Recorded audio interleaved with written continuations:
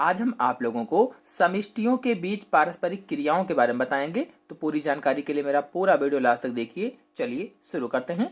तो प्राकृतिक रूप से पाए जाने वाले सभी पौधों, जंतुओं एवं सूक्ष्म जीवों की विभिन्न आबादियां जो एक ही भौगोलिक क्षेत्र में रहती हैं, सदैव एक दूसरे पर निर्भर करती हैं।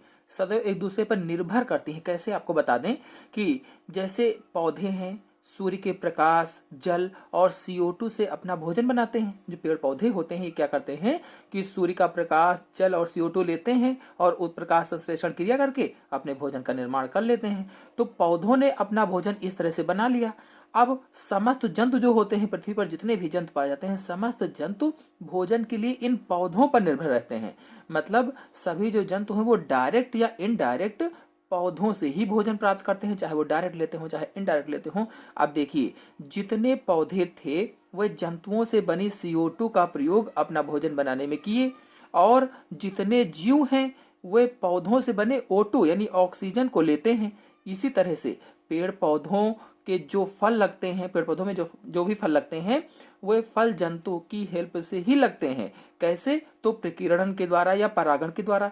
बहुत से सूक्ष्म जंतु भी होते हैं जो जंतु और पौधों के मृत शरीरों को सड़ा गला देते हैं। यानी ऐसे सूक्ष्म जीव जो छोटे छोटे से होते हैं वे जंतुओं और पेड़ पौधों के मृत शरीरों को सड़ा गला देते हैं, खत्म कर देते हैं, या कह लीजिए कि विघटन कर देते हैं उनका। तो इस क्रिया को वास्तव में कहते क्या है? पोषक पदार्थों का चक्रण कहा जाता है। यानी सूक्ष्म जीव जंतु एवं पादपों के मृत शरीर के जटिल कार्बनिक यौगिकों को सरल कार्बनिक यौगिकों में विघटित करके मृदा या वातावरण में वापस पहुंचाते हैं। इसी क्रिया को पोषक पदार्थों का चक्रण कहा जाता है। जो सूक्ष्म जंतु ये काम करते हैं, इसी क्रिया को क्या कहते हैं? पोषक पदार्थों का चक्रण कहा जाता है। बताते चलें कि यही सूक्ष्म जीव मिट्टी में नाइट्रोजन का स्थिरीकरण भी करते हैं। स्थिरीकरण का मतलब होता है वायुमंडल की नाइट्रोजन को मृदा में पहुंचाना या मृदा में पेड़ पौधों तक पहुंचाना।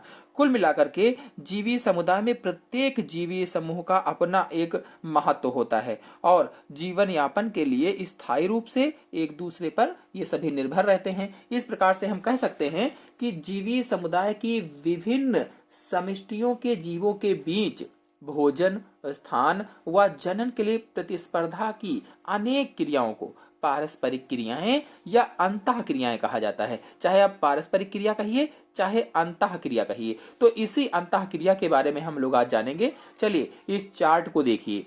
ये चार्ट आबादियों के बीच पारस्परिक क्रियाओं का है, यानी इंस्ट्रक्शंस विद इन पॉपुलेशन है। इसको दो भागों में बांटा गया है, धनात्मक अंतः क्रियाएं और दूसरा है ऋणात्मक अंतः क्रियाएं। धनात्मक अंतः क्रियाओं को अंग्रेजी में पॉजिटिव इंस्ट्रक्शंस कहा जाता है, और ऋणात्मक अंतः क्रियाओं को अंग्रेजी में नेगेटिव इंस्ट्रक्शंस कहा जाता है।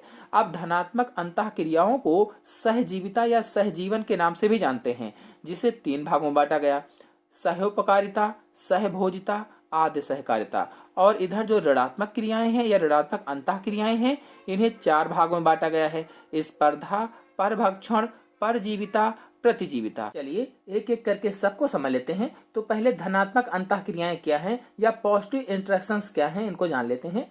तो धनात्मक पारस्परिक क्रियाओं को सहजीविता कहते हैं, यानी इन्हें सहजीविता भी कहा जाता है। यानी पॉजिटिव इंटरेक्शंस को सिम्बायोसिस भी कहा जाता है। सहजीविता यानी सिम्बायोसिस, तो चाहे सहजीविता कहिए चाहे सिम्बायोसिस कहिए। सहजीविता अथवा सिम्बायोसिस का अर्थ है साथ साथ रहना, अर्थात धनात्मक पारस्परिक क्रियाओं में एक अथवा दोनों जीव लाभान्वित होते हैं, और जब दोनों लाभान्वित होते हैं यानी एक या दोनों को लाभ मिलता है एक दूसरे से, तो जब दोनों लाभान्वित होते हैं तो किसी को भी हानि नहीं होती। जब दोनों को लाभ मिल रहा है तो हानि किसको होगी? किसी को नहीं होगी। मतलब इसके अंतर्गत ऐसे जीव होते हैं जो साथ साथ रहते हैं और एक दूसरे को लाभ पहुंचाते हैं। तो सिम्बायोसिस शब्द का प्रयोग डॉक्टर बेरी ने सन 1879 ईस्वी में किया था। बेरी ने कब किया? सन 1879 में किया था। और इसका अर्थ मैंने क्या बताया? साथ साथ रहना। सहजीविता यानी साथ साथ रहना, या सिम्बायोसिस माने क्या होता है? साथ साथ रहना। कुल मिलाकर के सहजीविता या सहजीवन में क्या हुआ कि ऐसी जातियां जिनमें दो जातियों के जीव एक दूसरे के साथ रहते हैं और आपस में एक दूसरे को लाभ पहुंचाने के लिए मिलकर कार्य करते हैं, इस प्रकार के संबंध को सहजीवन या सहजीविता कहा जाता है। और इससे देखिए चार्ट में तीन भागों में बांटा गया है। सहोपकारिता, सहभोजिता, आद्य सहकारिता। चलिए इन तीनों के बारे में थोड़ा सी जानकारी आपको बता देते हैं। तो पहला है सहोपकारिता। इसमें दोनों सहभागी समान रूप से लाभान्वित होते हैं। जो सहोपकारिता है या म्यूचुअलिज्म है, इसमें दोनों सहयोगी समान रूप से लाभान्वित होते हैं, उनको समान लाभ प्राप्त होता है, बराबर लाभ प्राप्त होता है। ये जीवित रहने, भोजन तथा कॉलोनी बनाने में एक दूसरे की सहायता करते हैं। यानी चाहे वो जीवित रहने के लिए हो, चाहे भोजन के लिए हो, चाहे कॉलोनी यानी घर बनाने के लिए हो, तो एक दूसरे की सहायता करते हैं। जैसे इसके अंतर्गत कौन कौन से आते हैं? लाइकेन है, साइकस है, ये सभी क्या हैं? ये सहोपकारिता होते हैं। आते हैं दूसरे पर, सहभोजिता पर। तो सहभोजिता में एक सहभोजी दूसरे सहभोजी से लाभ लेता है। तो सहभोजिता में एक सहभोजी दूसरे से लाभ लेता है, जबकि दूसरे सहभोजी को इस संबंध से कोई हानि नहीं होती है। मतलब सहभोजिता क्या है? तो इसमें एक सहभोजी दूसरे से लाभ ले लेता है, लेकिन दूसरे को कोई हानि नहीं होती है। जैसे आर्किड्स, कंठलताएं, ये इसके अंतर्गत आती हैं। अब आते हैं आद्य सहकारिता पर। तो आद्य सहकारिता में क्या है? इसमें दोनों सहभोजी एक दूसरे की सहायता करते हैं, एक दूसरे की हेल्प करते हैं, परस्पर सहायता होती है इसमें।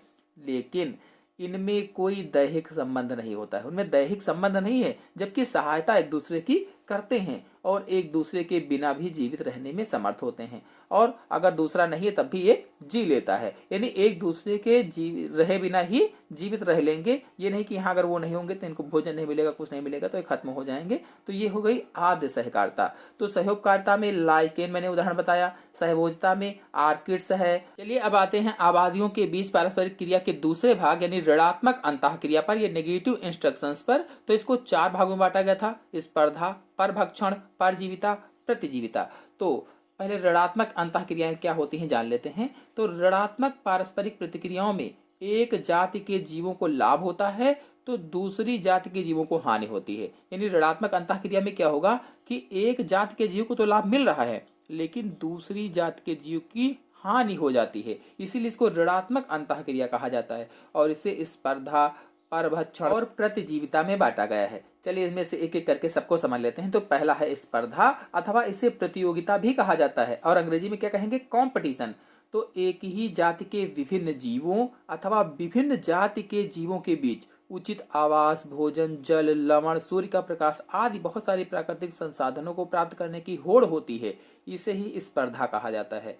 क्या हुआ कि एक ही जाति के जो बहुत सारे जीव होते हैं, या कह लीजिए कि विभिन्न जातियों के जो जीव होते हैं, उनके बीच में रहने के लिए, भोजन के लिए, जल के लिए, और भी जो खनिज पदार्थ होते हैं उनके लिए, सूर्य के प्रकाश के लिए, एक ये जो प्राकृतिक संसाधन है, इन प्राकृतिक संसाधनों को इनके बीच स्पर्धा होती है, कंपटीशन होता है, उसे ही स्पर्धा कहा जाता है। अब दूसरा है परभक्षण। परभक्षण में क्या होगा? तो परभक्षण दो जातियों के जीवों के बीच वह पारस्परिक संबंध है जिसमें एक जाति के जीव दूसरी जाति के जीवों का शिकार करके खा लेते हैं। परभक्षण क्या हुआ? दूसरे का भक्षण करना। यानी दो जातियों के जीवों के बीच ऐसा संबंध या ऐसा पारस्परिक संबंध जिसमें एक जाति का जीव दूसरी जाति के जीव को खा लेता है, उसको मारकर शिकार करके खा जाते हैं, उसे ही परभक्षण कहा जाता है। वह जंतु जो शिकार करता है शिकारी कहलाता है या परभक्षी कहलाता है। यानी शिकार करने वाले जंतु को शिकारी कहा जाता है या परभक्षी कहा जाता है, तथा जिसका शिकार होता है वह शिकार या कहलाता है। तो इस प्रकार के संबंध में केवल शिकारी को लाभ होता है, शिकार सदा हानि में रहता है। इसीलिए कहा गया है कि परभक्षण क्या है? दो जातियों के जीवों के बीच वो संबंध है या वह पारस्परिक संबंध है जिसमें एक जाति के जीव दूसरे जाति के जीवों का शिकार करके खा लेते हैं। यानी एक को तो लाभ हुआ और दूसरे की हानि ही होती है। ऐसे में इसे परभक्षण कहा जाता है। परभक्षण वाले उदाहरण में आप घास, हिरण, चीता की खाद्य श्रृंखला को समझ सकते हैं। यानी घास को हिरण खाता है, घास को कोई लाभ नहीं हुआ, हिरण को लाभ हुआ, घास की हानि ही हुई। जबकि इधर अगर चीता को देखा जाए तो चीता जो होता है वो हिरण को खाता है, हिरण को हानि ही हुई, चीता को लाभ हुआ। तो इसे कहा जाता है परभक्षण। आते हैं अगले पर। अगला है परजीविता। परजीविता क्या है? यह दो विभिन्न जातियों के जीवों के बीच पाया जाने वाला पारस्परिक संबंध है जिसमें परजीवी अपना भोजन पोषक से प्राप्त करता है या होस्ट से प्राप्त करता है, और इस संबंध में परजीवी को लाभ किंतु पोषक की हानि होती है। यानी दो विभिन्न जातियों के जीवों के बीच में परजीविता होती है। और इसमें होता क्या है, परजीवी अपना भोजन पोषक से प्राप्त करता है या होस्ट से प्राप्त करता है, और इस संबंध में परजीवी को तो लाभ हुआ लेकिन पोषक की हानि ही होती है, तो इसे ही परजीविता कहा जाता है। जैसे तने पर पूर्ण परजीवी जो होते हैं, कसकुटा आपने देखा होगा, अमरवेल देखा होगा। तने में आंशिक भी जो परजीवी होते हैं, विस्कम लॉरेंथस में देखा होगा आपने। मूल पर पूर्ण परजीवी जो होते हैं, रिफ्लेक्शिया है और बैंकी है। इसका अंतिम भाग है प्रतिजीविता या विरोधिता, या इसे इलेलोपैथी कहा जाता है। तो इस प्रकार के संबंध में एक जाति के जीव कुछ विषैले पदार्थ उत्पन्न करते हैं जो दूसरी जाति के जीवों के लिए हानिकारक होते हैं। यानी कुछ जहरीला पदार्थ उत्पन्न किया, वो पदार्थ क्या होता है कि दूसरी जाति के लिए हानिकारक होता है और उन्हें वृद्धि करने से रोकता भी है। इस प्रकार एक सहभागी को हानि पहुंचती है किंतु दूसरे पर इसका कोई प्रभाव नहीं पड़ता है। इसके लिए प्रतिजीवी विशेष रसायनों का स्राव करते हैं और इन रसायनों को एलिलोकेमिकल्स कहा जाता है या एलिलो रसायन कहा जाता है, और इस प्रकार के संबंध को एलिलोपैथी कहते हैं। उदाहरण के रूप में जैसे पेनिसिलिन था, स्ट्रेप्टोमाइसिन था, तो कई प्रकार के कवक एवं बैक्टीरिया प्रतिजैवी पदार्थ बनाते हैं, और कवकों द्वारा उत्पन्न जो पेनिसिलिन होती है या स्ट्रेप्टोमाइसिन होती है आदि प्रतिजीवी पदार्थ मनुष्य में रोग उत्पन्न करने वाले बैक्टीरिया को ही नष्ट कर देते हैं।